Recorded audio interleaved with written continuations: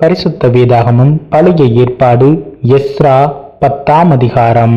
Ezra இப்படி விண்ணப்பம் பண்ணி அறிக்கையிட்டு அழுது தேவனுடைய ஆலயத்துக்கு முன்பாக தாழ விழுந்து கிடக்கையில் இஸ்ரவேல் புருஷரும் ஸ்திரீகளும் பிள்ளைகளுமான மகா பெரிய சபை அவனிடத்தில் வந்து கூடிற்று. ஜனங்கள் மிகவும் அழுதார்கள். அப்பொழுது ஏலாமின் புத்திரரில் ஒருவனாகிய எகியேலின் குமாரன் செக்கனியா எஸ்ராவை நோக்கி, நாங்கள் தேசத்து ஜனங்களிலுள்ள அந்நிய ஸ்திரீகளை சேர்த்து கொண்டதினால் எங்கள் தேவனுக்கு விரோதமாக பாவம் செய்தோம். ஆகிலும் இப்பொழுது இந்த காரியத்திலே இன்னும் இஸ்ரவேலுக்காக நம்பிக்கை உண்டு. இப்பொழுதும் அந்த ஸ்திரீகள் எல்லாரையும் அவர்களிடத்தில் பிறந்தவர்களையும் என் ஆண்டவனுடைய ஆலோசனைக்கும் நமது தேவனுடைய கற்பனைக்கு நடுங்குகிறவர்களின் ஆலோசனைக்கும் ஏற்ற பிரகாரம் அகற்றி போடுவோம் என்று நம்முடைய தேவனோடே உடன்படிக்கை பண்ணக்கடவும். நியாய பிரமாணத்தின்படியே செய்யப்படுவதாக. எழுந்திரும், இந்த காரியத்தை நடப்பிக்கிறது உமக்கு அடுத்தது. நாங்களும் உம்மோடே கூட இருப்போம். நீர் திடன் கொண்டு இதை செய்யும் என்றான். அப்பொழுது எஸ்ரா எழுந்திருந்து ஆசாரியரிலும் லேவியரிலும் பிரதானமானவர்களும் இஸ்ரவேல் அனைவரும் இந்த வார்த்தையின்படி செய்யும்படிக்கு அவர்களை ஆணையிட சொன்னான். அவர்கள் ஆணையிட்டார்கள். அதன் பின்பு எஸ்ரா தேவனுடைய ஆலயத்துக்கு முன்னிருந்து எழுந்து எலியாசிப்பின் குமாரனாகிய யோகனானின் அறைக்குள் பிரவேசித்தான். அங்கே வந்தபோது அவன் சிறையிருப்பிலிருந்து வந்தவர்களுடைய குற்றத்தின் நிமித்தம் அப்பம் புசியாமலும் தண்ணீர் குடியாமலும் துக்கித்து கொண்டிருந்தான். அப்பொழுது சிறையிருப்பிலிருந்து வந்தவர்கள் எல்லாரும் எருசலேமிலே வந்து கூட வேண்டும் என்றும் 3 நாளைக்குள்ளே பிரபுக்கள் மூப்பர்களுடைய ஆலோசனையின்படி எவனாகிலும் வராதே போனால் அவனுடைய பொருளெல்லாம் ஜப்தி செய்யப்பட்டு சிறையிருப்பிலிருந்து வந்த சபைக்கு அவன் புறம்பாக்கப்படுவான் என்றும் யூதாவிலும் எருசலேமிலும் விளம்பரம் பண்ணினார்கள். அப்படியே யூதா பென்யமின் கோத்திரத்தார் எல்லாரும் 3 நாளைக்குள்ளே எருசலேமிலே கூடினார்கள். அது 9ஆம் மாதம் 25ஆம் தேதியாய் இருந்தது. ஜனங்கள் எல்லாரும் தேவனுடைய ஆலயத்தின் வீதியிலே அந்த காரியத்தினாலும் அடைமழையினாலும் நடுங்கிக் கொண்டிருந்தார்கள். அப்பொழுது ஆசாரியனாகிய எஸ்ரா எழுந்திருந்து அவர்களை நோக்கி, நீங்கள் இஸ்ரவேலின் மேல் இருக்கிற குற்றத்தை அதிகரிக்க பண்ண மறு ஜாதியான ஸ்திரீகளை விவாகம் பண்ணினதினால் பாவம் செய்தீர்கள். இப்பொழுதும் நீங்கள் உங்கள் பிதாக்களின் தேவனாகிய கர்த்தரிடத்தில் அறிக்கையிட்டு அவருடைய பிரியத்தின்படியே செய்து தேசத்தின் ஜனங்களையும் மறுஜாதியான ஸ்திரீகளையும் விட்டு விலகுங்கள் என்றான். அப்பொழுது சபையார் யாவரும் மகா சத்தத்தோடே பிரதியுத்தரமாக, ஆம், நீர் சொன்ன வார்த்தைகளின்படியே செய்ய வேண்டியதுதான். ஆனாலும் ஜனங்கள் திரளாயிருக்கிறார்கள். இது மாரிக்காலமுமாயிருக்கிறது. இங்கே வெளியிலே நிற்க எங்களாலே கூடாது. இது 1 நாள் 2 நாள் வேலையல்ல.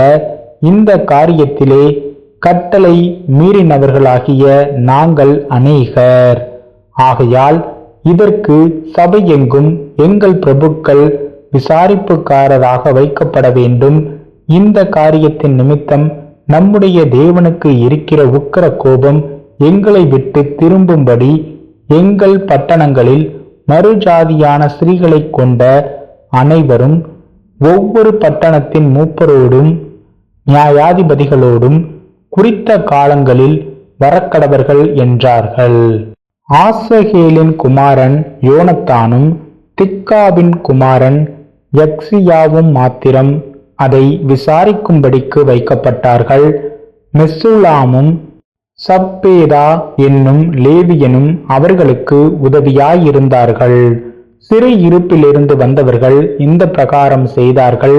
ஆசாரியனாகிய எஸ்ராவும் தங்கள் பிதாக்களுடைய குடும்பத்தின்படியே பேர் பேராக அழைக்கப்பட்ட பிதா வம்சங்களின் தலைவர் அனைவரும் இந்த காரியத்தை விசாரிக்கும்படி 10ஆம் மாதம் 1 தேதியிலே தனித்து உட்கார்ந்து அந்நிய ஜாதியான ஸ்திரீகளை கொண்டவர்கள் எல்லாருடைய காரியத்தையும் 1ஆம் மாதம் 1 தேதியிலே விசாரித்து முடித்தார்கள்.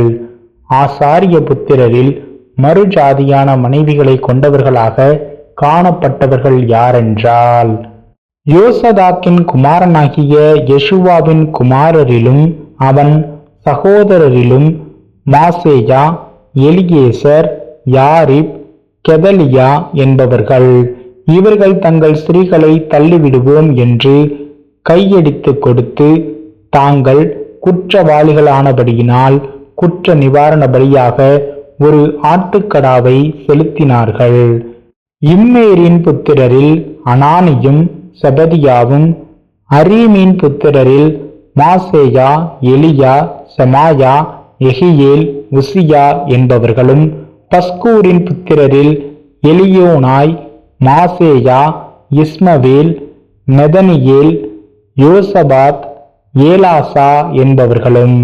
லேவியரில் யோசபாத், சிமேயி, கெலிதா என்னும் பேருள்ள கெலாயா, பெத்தகியா, யூதா, எலியேசர் என்பவர்களும். பாடகரில் எலியாசிபும், வாசல் காவலரில் சல்லும், தேலேம், ஊரி என்பவர்களும்.